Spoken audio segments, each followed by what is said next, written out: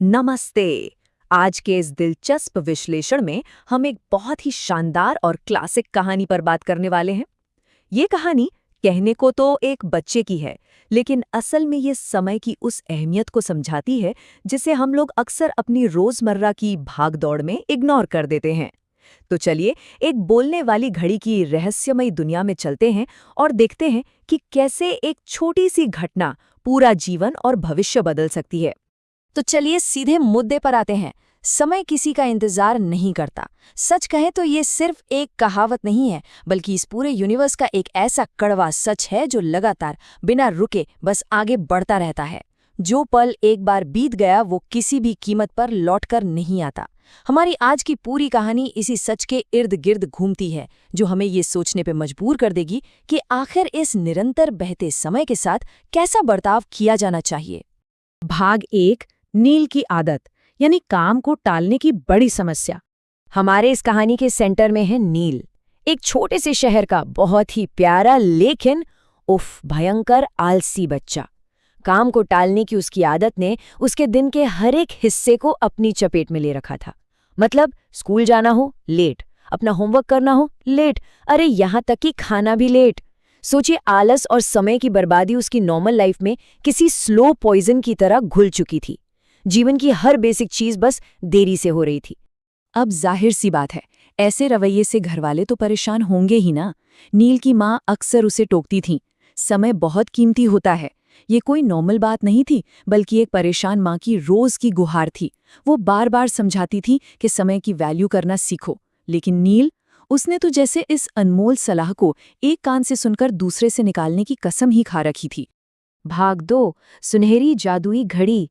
दादाजी के कमरे में हुई एक अहम खोज। एक रात की बात है। नील अपने दादाजी के पुराने कमरे में खेल रहा था। वो कमरा पूरी तरह से पुरानी यादों से भरा था। तभी जैसे ही उसने वहां रखी एक विंटेज सुनहरी घड़ी को छुआ, अचानक सन्नाटे को चीरते हुए एक भारी आवाज गूंजी, नील, समय की कद्र करना सीखो। जरा सोचिए उस बच्चे की हालत। वो पूरी तरह सहम गया। उसने घबराकर इधर उधर देखा, लेकिन हैरानी की बात यह थी कि वहां सचमुच कोई और मौजूद था ही नहीं। तभी वो घड़ी मानो हंसते हुए बोली, डरो मत, मैं एक जादुई घड़ी हूं। मैं तुम्हें समय की असली ताकत दिखाऊंगी।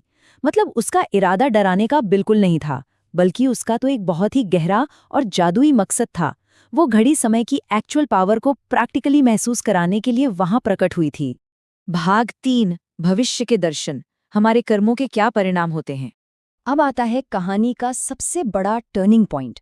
वो सुनहरी घड़ी अचानक बहुत तेजी से चमकी और जादुई तरीके से नील को सीधे भविष्य में ले गई। वहां का नजारा एकदम शीशे की तरह साफ था।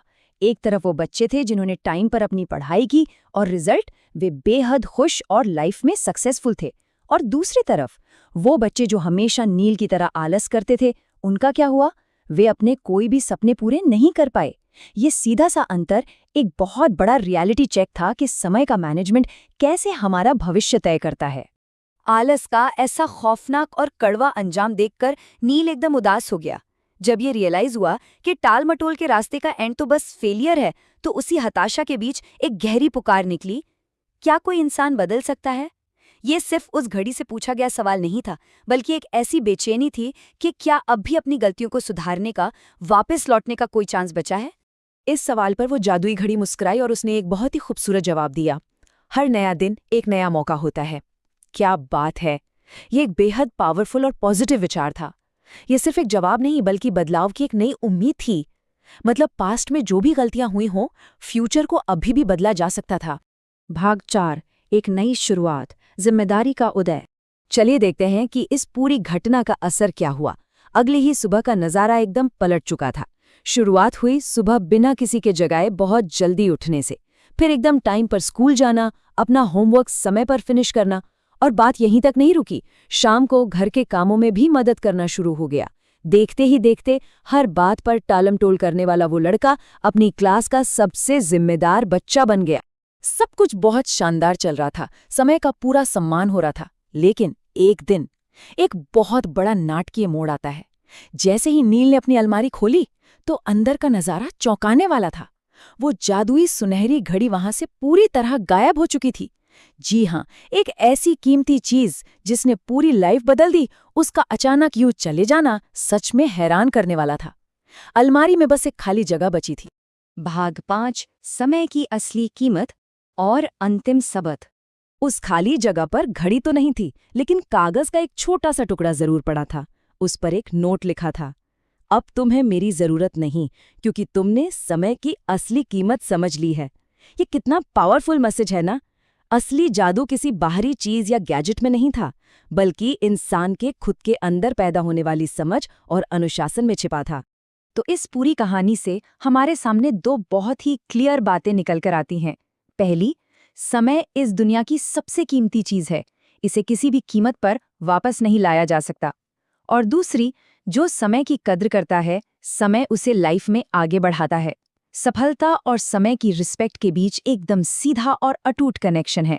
सीधी सी बात है, जो समय का सम्मान करता है, समय उसी का सम्मान करता है। तो इस चर्चा को खत्म करते हुए हम सबको अपने आप से एक बहुत ही गहरा सवाल पूछना चाहिए। क्या आज हम अपने समय का सही इस्तेमाल कर रहे हैं? क्या हमारी आज की आदतें हमें उस भविष्य की तरफ ले जा रही हैं जो हम सच में पाना चाहते हैं? सोचने वाली बात है ना? ये आत्मनिरीक्षण करने का एक शानदार मौका है। खैर, इसी विचार के साथ आज का ये विश्लेषण यहीं समाप्त होता है।